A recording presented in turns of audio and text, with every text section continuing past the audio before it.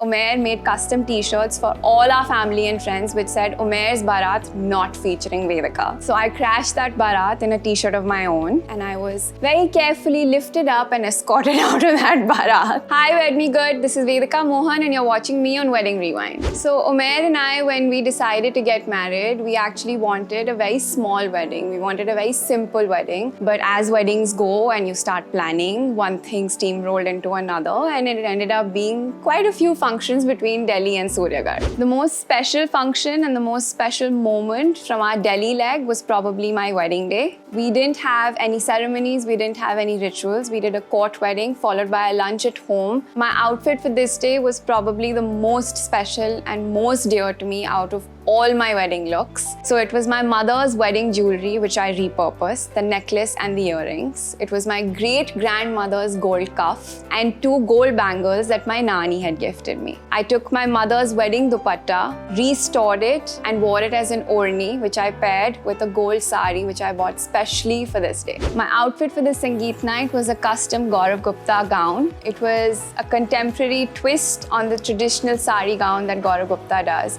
and I did it in a shocking red, which was unusual because normally reds are worn for wedding days. Our lunch in Jaisalmer, people would normally call it a mehendi lunch or a haldi lunch. Since we had no rituals, no ceremonies, we called this the kaleidoscopic lunch. I wore a custom Abhinav Mishra outfit in a shocking pink. I needed it to be different. I needed it to be comfortable because it was supposed to be out in the sun, and Abhinav gave me exactly that. My most memorable moment from the Jaisalmer leg of our wedding was I wore a Seema Gujral outfit in an ivory with beautiful pearl embellishments, and my veil, which was probably I think 6 or 7 feet long, it had our initials on it, which was VOW, which was our vows basically. The setting for this evening was a plethora of candles, so you got the warm glow from it. We worked with traditional chikankari and mirror work fabrics. Something truly special that we did for our vows. I know people normally do traditional bells or flower showers. We did miniature tambourines with a personalized card and custom ribbons with our hashtag on it for people to sort of chime in once we exchanged our vows.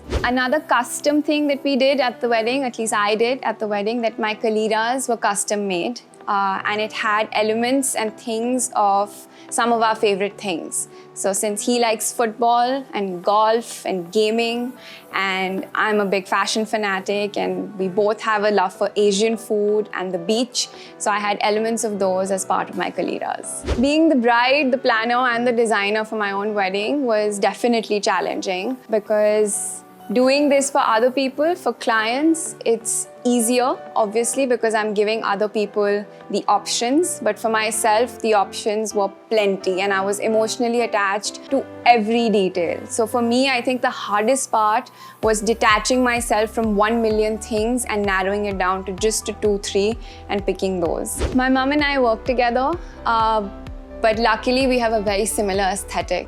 And I thank my stars and consider myself very, very lucky that she was supportive of everything that I wanted to do and every decision that I made. Of course, she comes with a plethora of experience, so that's where her expertise was, and she let me be crazy and do whatever I wanted.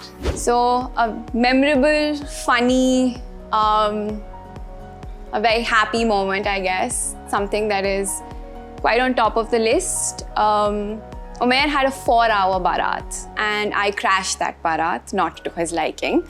Then he'd gotten these custom t-shirts done. So I'm going to give you a little backstory on this. On our Sangeet night, the entrance to our Sangeet night, the sign said Vedika's wedding featuring Umair. So cut to the Barat. Umair made custom t-shirts for all our family and friends which said Umair's Barat not featuring Vedika. So I crashed that Barat in a t-shirt of my own. And I spent maybe 20 minutes to 30 minutes in that Barat and I was very carefully lifted up and escorted out of that Barat. So I think that is definitely a moment that is going to stick with us for a while. My only piece of advice to anyone getting married is just do you.